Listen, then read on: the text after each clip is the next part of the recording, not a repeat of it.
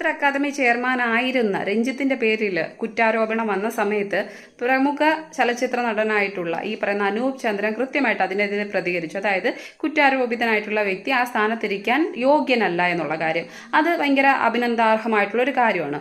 പക്ഷെ ഇന്ന് അമ്മ ഭാരവാഹികളെല്ലാം കൂട്ടരാജിവെച്ച് പുറത്തു പോവുകയാണ് ചെയ്തതെന്ന് പറയുന്നത്. പുതിയത് 2 മാസത്തിനുള്ളിൽ ഈ പറയുന്ന തെറ്റുകളൊക്കെ തിരുത്തിക്കൊണ്ട് പുതിയ തരത്തിലുള്ളത് മുന്നോട്ട് വരുമെന്ന് പറഞ്ഞിട്ടുണ്ടായിരുന്നു. അപ്പൊ അതിനെതിരെ കൃത്യമായിട്ട് അനൂപ് ചന്ദ്രൻ വീണ്ടും പ്രതികരിച്ചിട്ടുണ്ട്. അതിൽ പറയുന്നത് ജഗദീഷ് ചെയ്ത തെറ്റ് എന്നുള്ള രീതിക്കാണ് പറയുന്നത്.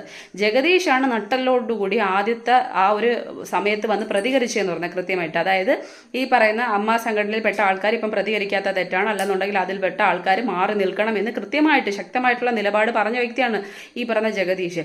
ആ ജഗദീഷ് പറഞ്ഞ പേര് കേട്ടിട്ടാണ് ഈ പറഞ്ഞ ഇത്രയും പേരും കൂട്ടത്തോടെ രാജിവെച്ചതെന്ന് പറയുന്നത് നമുക്കൊരിക്കലും ഉൾക്കൊള്ളാൻ കഴിയുന്ന ഒരു കാര്യമല്ല. കൃത്യമായിട്ട് തന്റെ ഭാഗത്ത് ശരി ഉണ്ട് എന്ന് തോന്നിക്കഴിഞ്ഞാൽ ഇവരൊന്നും രാജിവെക്കേണ്ട യാതൊരു കാര്യവും ഇല്ല.